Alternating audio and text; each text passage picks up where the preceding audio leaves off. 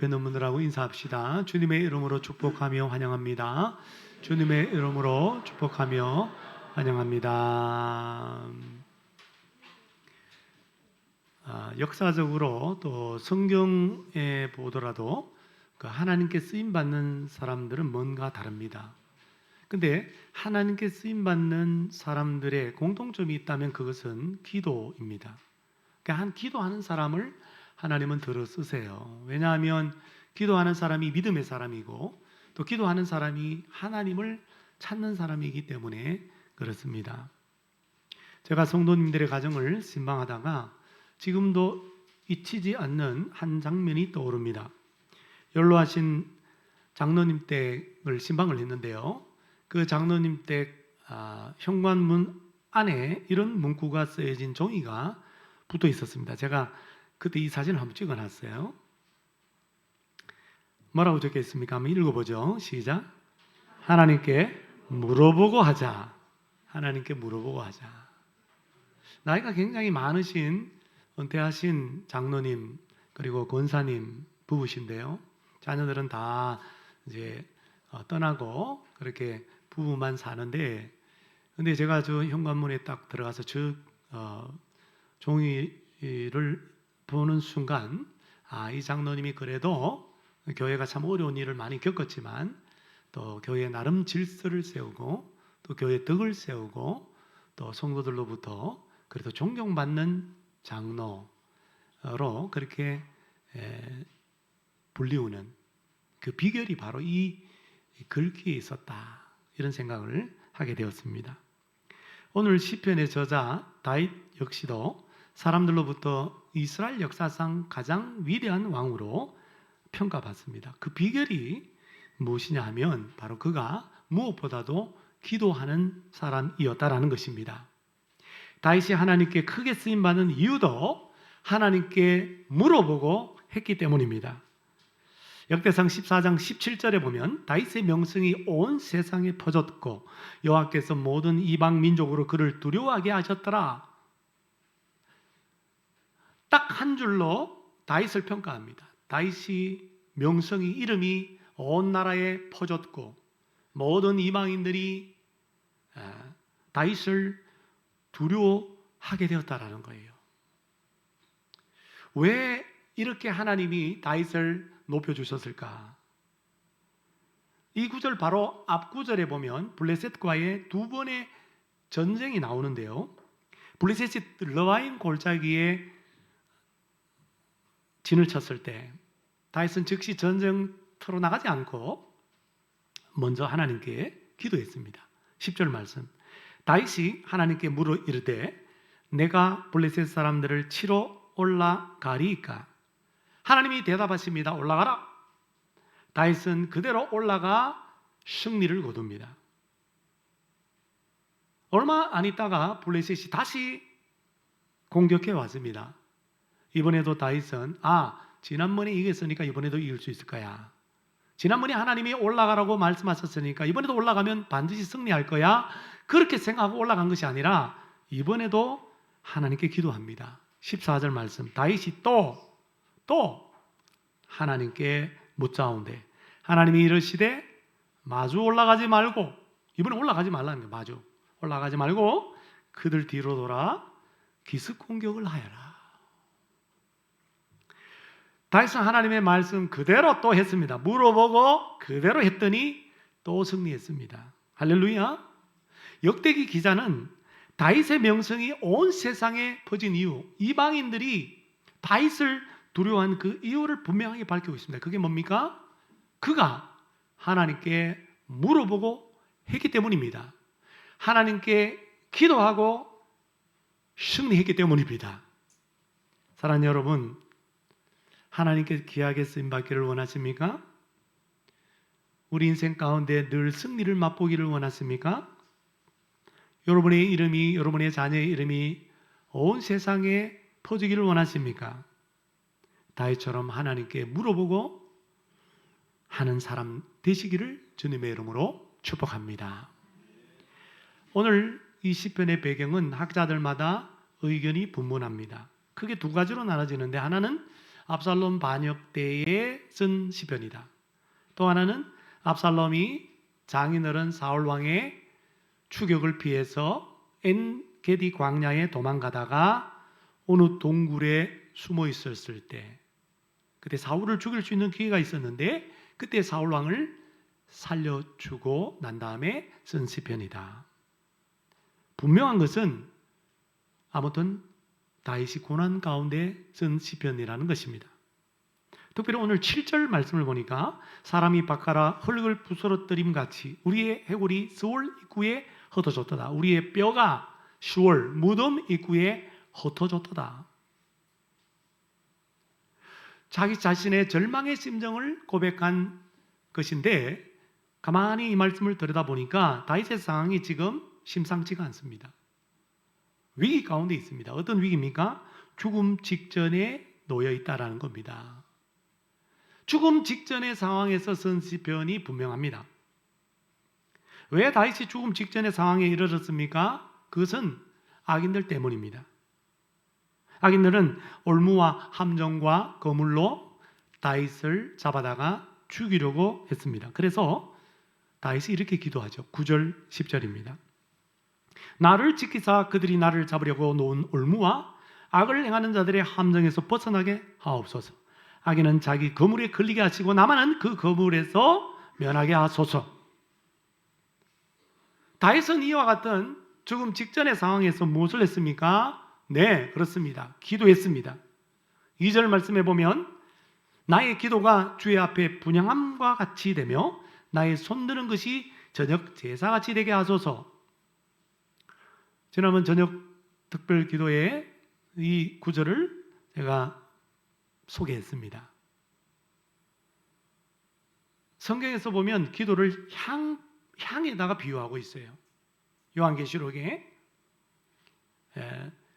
대접에 금대접에 담긴 그 향이 바로 성도들의 기도다. 그렇게 말씀합니다.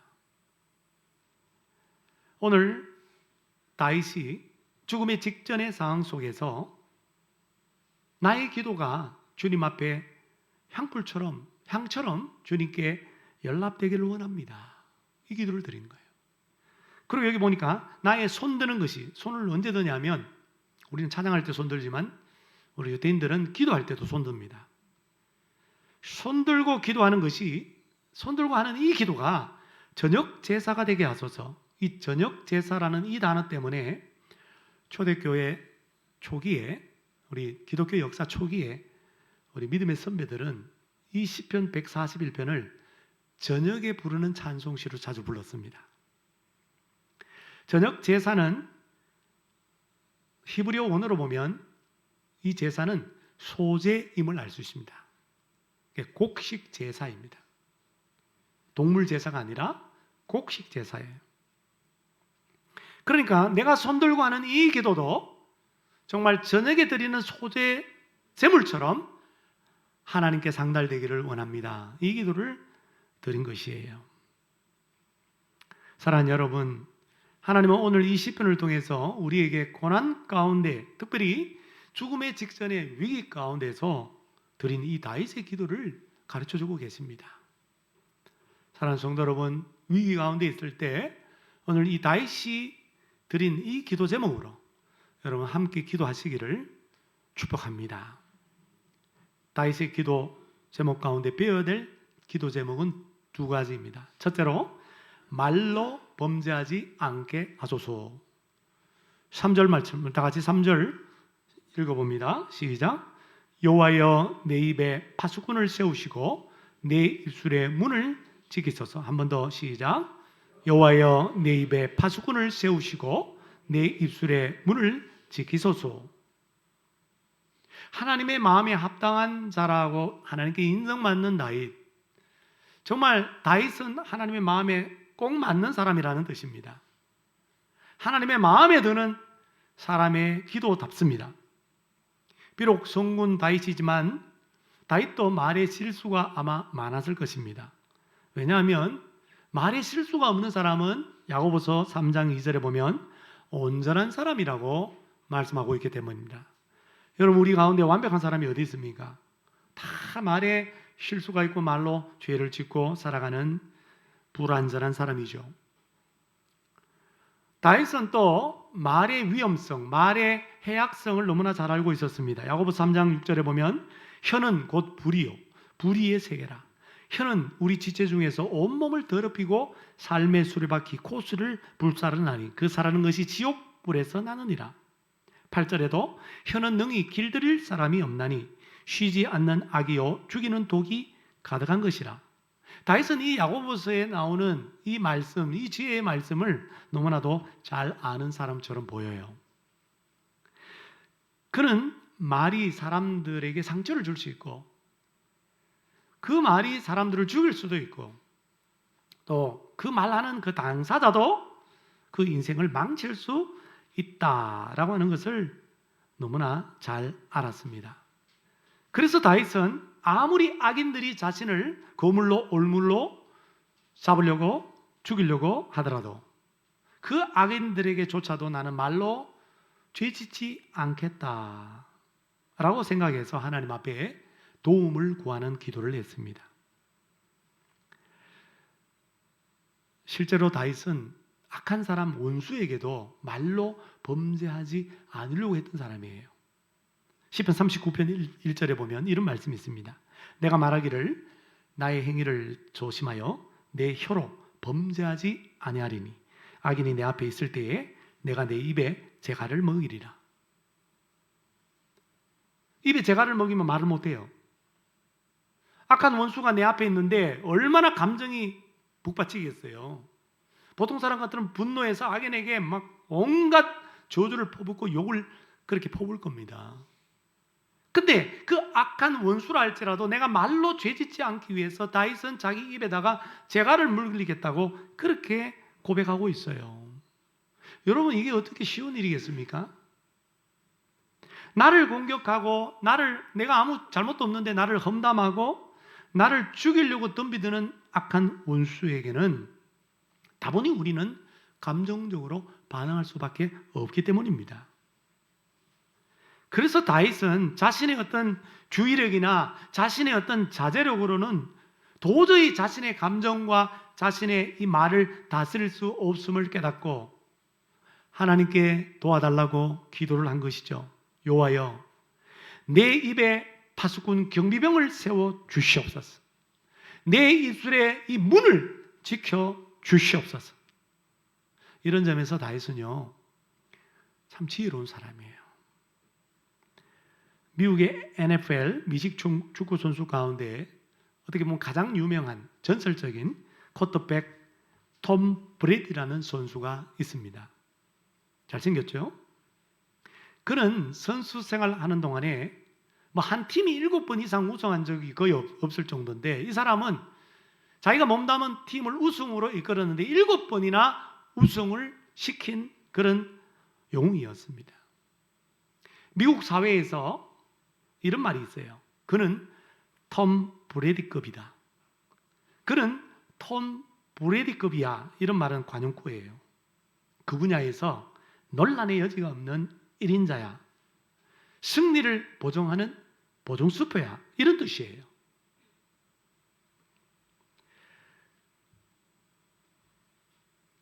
여러분 우리나라도 이렇게 말할 수 있죠. 그죠? 예. 인물이 장동건급이야. 이러면 뭐예요? 그죠? 인물은 최고다 이거죠. 최고다. 미남이다 이거. 이런 것처럼 톰 브레디가 팀을 우승으로 이끌고 한창 인기가 절정에 달하고 그 다음에 관중들이 환호하고 박수치면서 팀원들도 그렇고 또 이 팬들도 그렇고 격앙되어 있고 흥분되어 있을 때 어떤 신문 기자가 질문을 했대요. 언제쯤 은퇴할 겁니까? 아니 뜬금없는 기자도 생뚱맞는 기자들이 많아요. 보면 한참 인기 절정에 있는데 언제쯤 은퇴할 겁니까? 지금 인기가 절정일 때 하면 좋지 않나요? 이렇게 이제 질문을 삐딱하게 물었어요. 그랬더니 톰 브레디가 아주 유명한 말을 합니다. 나는 흥분된 상태에서는 무엇을 결정하지 않습니다. 격동되었을 때, 분노할 때는 어떤 중요한 말은 하지 않습니다. 그렇게 대답했어요. 명답이죠. 참 지혜로운 답변이에요. 근데 이 톰 브레디가요, 이 말을 하고 10일 후에 은퇴해버렸어요. 그러니까 그때는 얘기 안 했어요. 근데 10일 후에 본인이 은퇴를 하게 됩니다. 그 말에 영향을 받아서 그런 게 아니라 나름대로 생각하고 있었죠. 심사숙고하고 있었죠. 2022년 2월 바로 그의 나이 45살에 은퇴를 했습니다. 그렇습니다, 여러분. 사람은 흥분되거나 격동되거나 이렇게 분노하게 될 때 실언하기가 쉽고 또 후회할 말들을 하기가 쉽습니다. 그때일수록 말 조심해야 합니다. 내 마음이 평정된 상태가 아닐 때에 차라리 다윗처럼 입에 재갈을 물리는 게 낫습니다. 아니면 다윗처럼 기도하십시오. 하나님, 내 입에 경비병 세워주십시오. 내 입에 파수꾼을 세워주십시오. 그래서 내 입술의 문을 지켜주시옵소서. 사랑하는 여러분, 우리는 새 사람을 입은 줄로 믿습니다. 하나님을 따라서 의와 진리의 거룩함으로 지으심을 받은 새 사람인 줄로 믿습니다. 사도 바울이 에베소에서 새 사람을 입은 자로서 가장 먼저 변화되어야 될 것을 뭐라고 말씀하신 줄 아세요? 말입니다. 말. 그래서 에베소 4장 15절을 보면 오직 사랑 안에서 참된 것을 말하고 29절에 무릇 더러운 말은 너희 입 밖에 내지 말고 선한 말을 하여 듣는 자들에게 은혜를 끼치게 하라.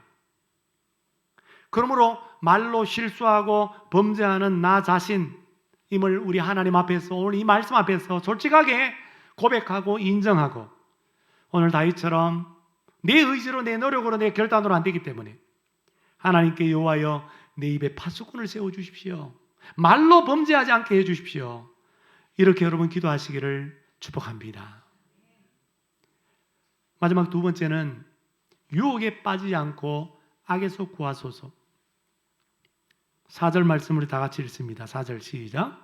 내 마음이 악한 일에 기울어 죄악을 행하는 자들과 함께 악을 행하지 말게 하시며 그들의 진수성찬을 먹지 말게 하소서. 진수성찬 좋죠? 진수성찬 좋잖아요. 나는 성찬이 더 좋아. 여성찬이 더 좋은데 진수성찬 얼마나 좋아요. 근데 악한 사람이 진수성찬을 차려놓은 이유가 있어요. 그것은 다윗 나와 함께 먹자. 그건 뭐예요? 같이 밥 먹는다는 것은 이 팀에 합류해라 이 말입니다. 너도 의로운 척하지 말고 악인의 이 삶의 방식에 그대로 따라오느라. 너도 악행하자 우리와. 이런 회유와 이런 유혹이었습니다. 그래서 다윗은 악인들의 진수성찬을 먹지 말게 하옵소서. 악인들의 저 잔치자리, 저 풍성한 식탁에 참석하지 않게 하여 주시옵소서라고 그렇게 기도했던 것입니다. 다윗은 악인을 멀리할 것을 결심하고 하나님께 도움을 요청하는 기도를 했던 겁니다. 이런 점에서 다윗은 시편 1편에서 말하는 복 있는 사람입니다.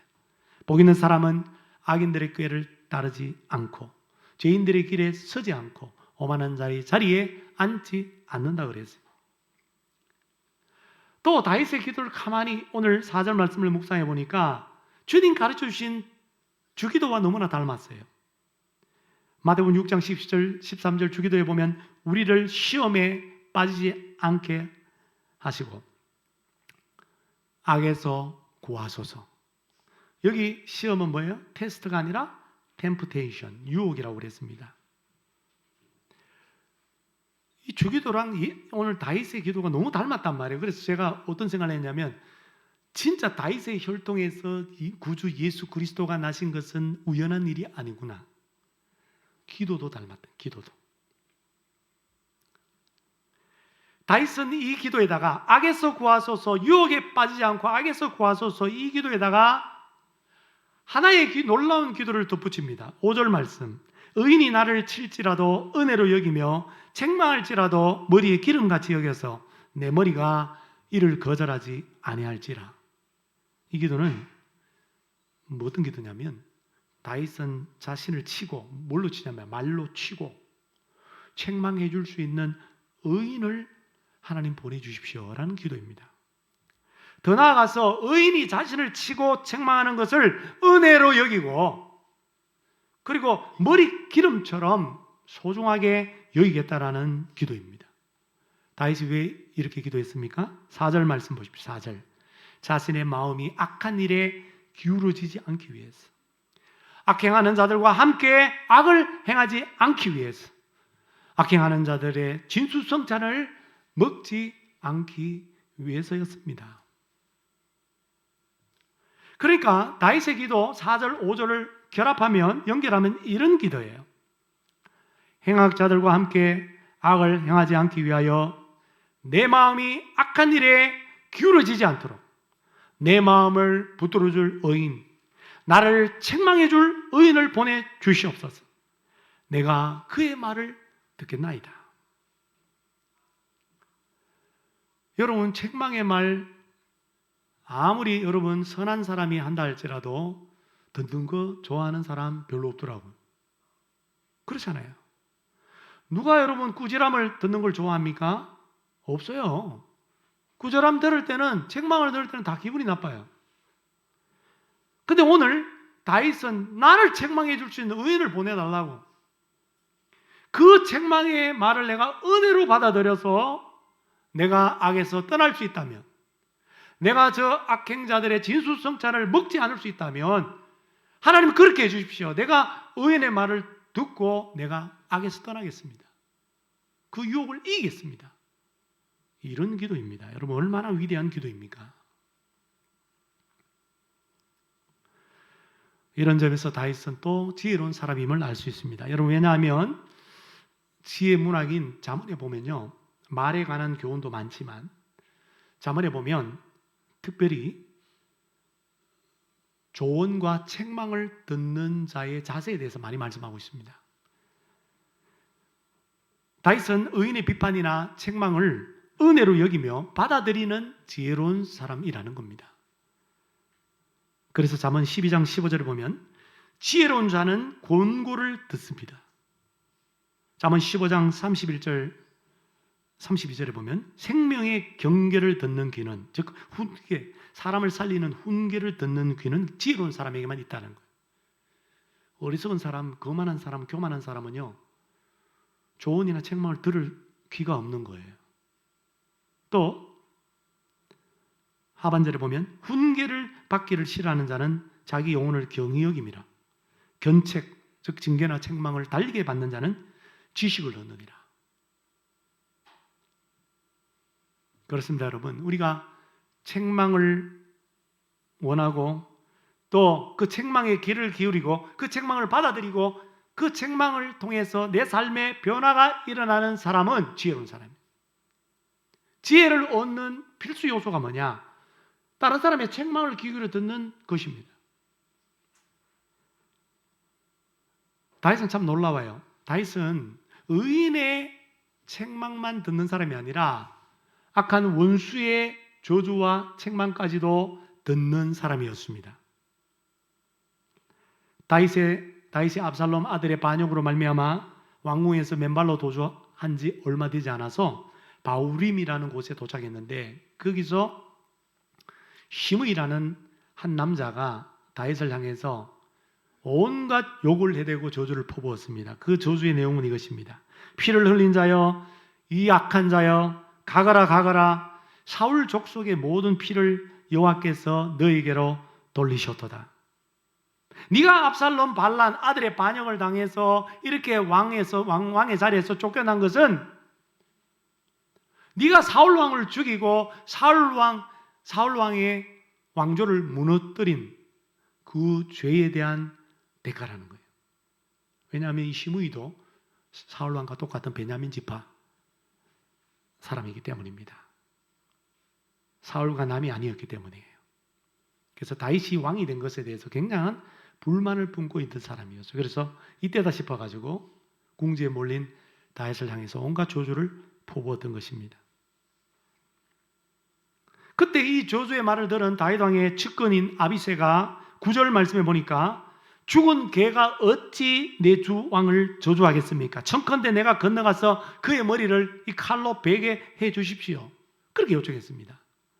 그러자 다윗은 위대한 말을 합니다. 10절 11절. 그가 저주하는 것은, 시므이가 저주하는 것은 하나님이 다윗을 저주하라고 시킨 것이다. 시켰기 때문이다. 하나님이 다윗 그 시므이에게 명령하신 것이니 그가 저주하게 내버려둬라. 그가 날 저주하는 것은 하나님의 명령에 따라 순종하는 것일 뿐이다. 이렇게 고백한 거예요. 정말 죽은 개 같은 시므이의 저주와 이 욕까지도 다윗은 기꺼이 받아들였습니다. 왜냐하면 밧세바 간음하고 죄를 지은 그 죄로 인하여서 이 압살롬의 반역 사건이 일어났음을 그는 알고 있었기 때문이에요. 시므이의 저주는 어떻게 보면 얼토당토안한 이야기지만 그러나 나름대로 자기 자신의 죄를 인정하는 다윗의 입장에서는 시므이의 저주 그것조차도 나름 타당하다고 여긴 것입니다. 시므이의 욕과 시므이의 저주조차, 원수의 저주조차도 하나님의 음성으로 듣는 사람, 그래서 의로운 삶을 추구하는 사람이 바로 성군 다윗.